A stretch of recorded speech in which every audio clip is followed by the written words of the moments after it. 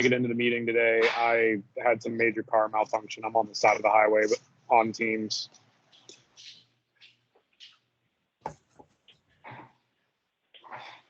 Test 2.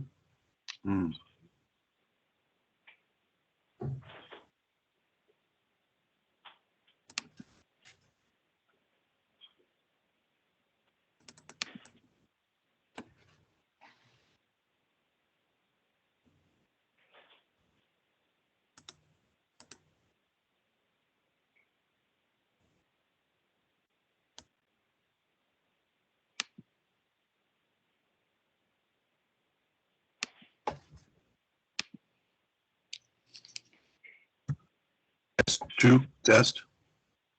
Hello?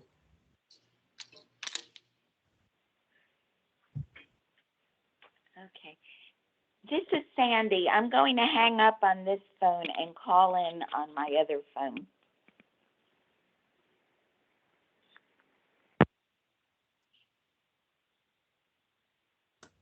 This is Jerry. Jerry, I can see that you are raising your hand. Do you need something? Can I be heard? Yes, we can hear you. Thank you very much. I'll unmute.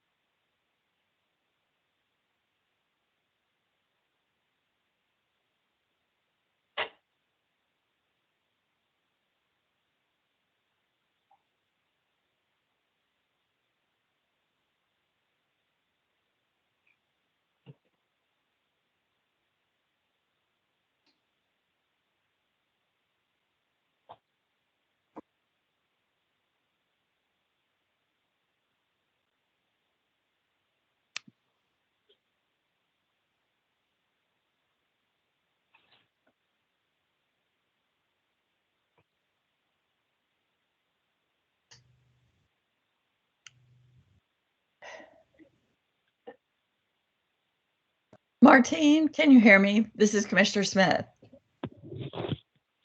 Hi, Commissioner Smith. We can hear you. Hi. I should mention that I got a message last night from Dee Hood, who said that she wouldn't be able to attend because of a family health emergency. I heard from Dee also, Commissioner, And we should still have a quorum based on the responses that I received. So I think Okay. we're going to go ahead and get started in a moment and do whatever business we can do without a quorum. And so we'll get started in just a moment. But thank you for letting us know about Dee. Yes, good plan. I think, there are some things we could take care of without a quorum.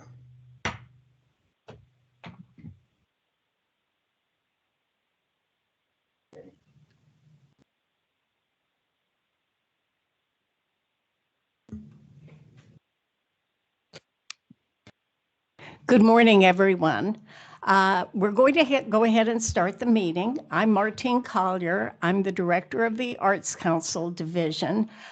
We do not have a quorum at this point, but so we can't vote on anything until more board members arrive, but we can conduct some other business.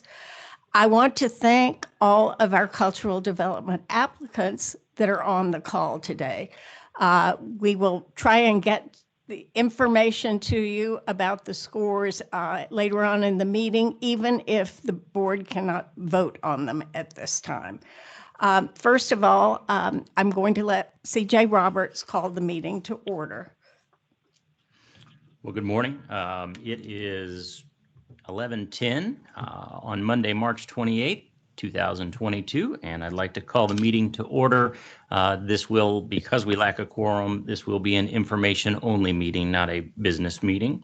Public comment. Do we take public comment for this type of meeting? There were no public comments. All right, and we can't approve the minutes. So Martine, I'm going to turn it back over to you to introduce the newest member of our team.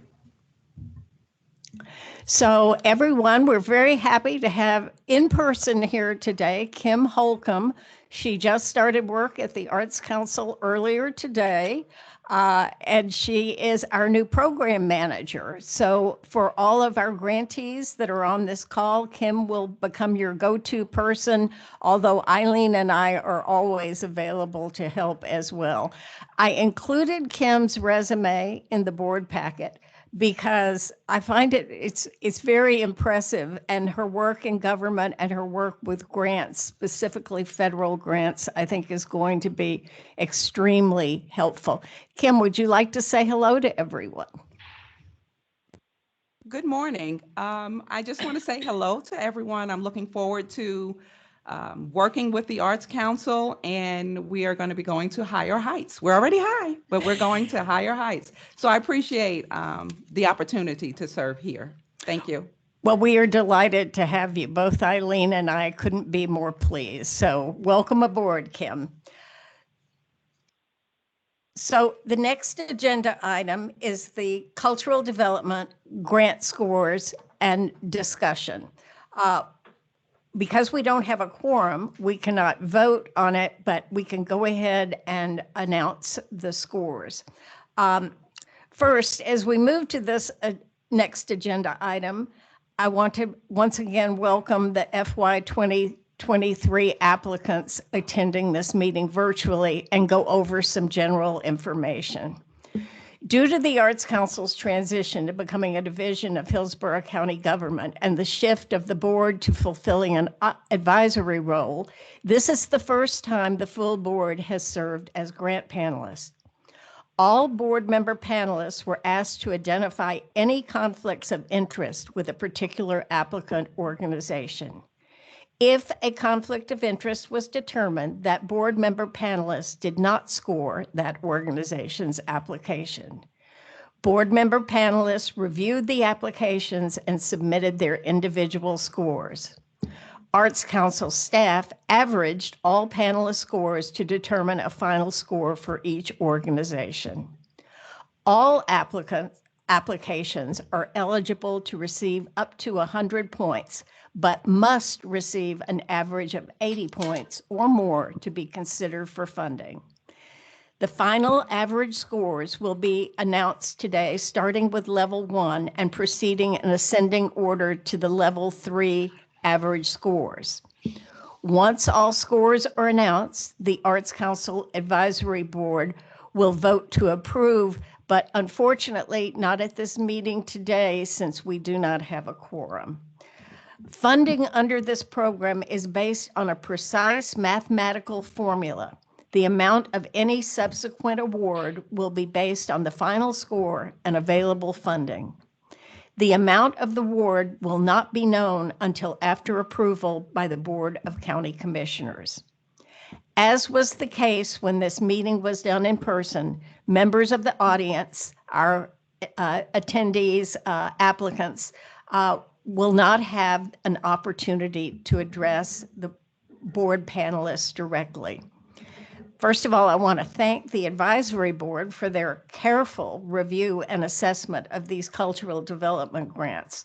Their willingness to share their time and talent on behalf of our community's cultural sector is truly commendable.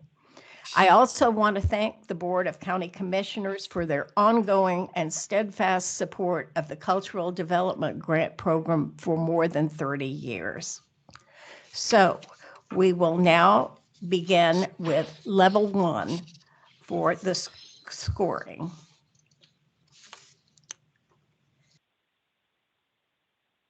Bits and Pieces Puppet Theater, average score 86.45. Flora Mezza, Inc., Tampa Metropolitan Youth Orchestra, average score 93.45. Moving Current, Incorporated, average score 86.09. New Tampa Players, average score 93.82. Rudrum Inc., average score 91.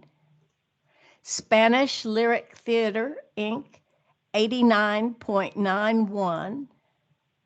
The Florida Wind Band Inc., average score 74.82.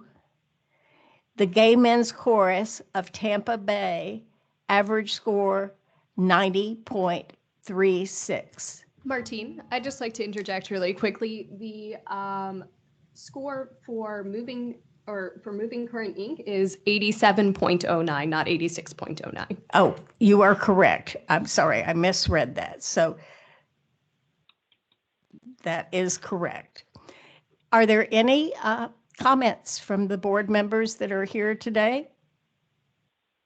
If not, we'll move on to the level 2 applications. Brandon Ballet, Inc., average score 80.82. Carrollwood Players, Inc., average score 93.45. Choral Masterworks Festival, Inc., average score 91.64.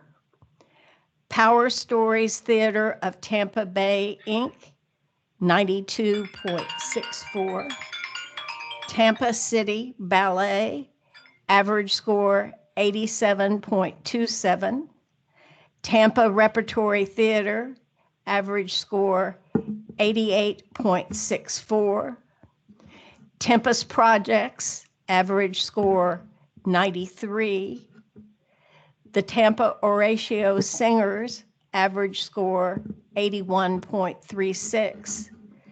Ybor City Museum Society, average score 92.36.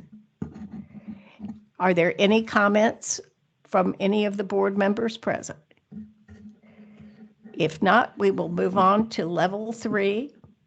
Florida Museum of Photographic Arts, 94.36. Florida West Coast Public Broadcasting, doing business as WEDU PBS, average score 97.73. Nathan B. Stubblefield Foundation, Inc., average score 94.64.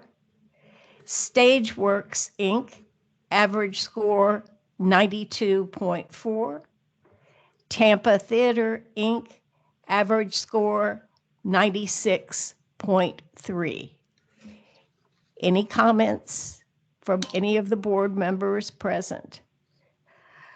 So as stated earlier, we are unable to vote on these scores today because we do not have a quorum, but at least we were able to announce what the average scores for those who are applicants and attending today.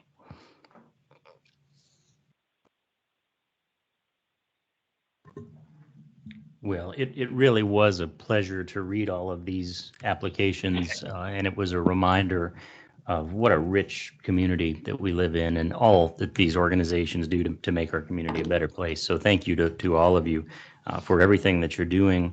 Martine, I don't think we can do any other business today. So unless anybody has anything else, I'm going to move to adjourn. That sounds fine. Okay. All right. Thanks, everybody. We'll be scheduling then a meeting to formally approve these scores sometime soon. Okay. All right. We stand adjourned. Thanks, everybody. Thank you.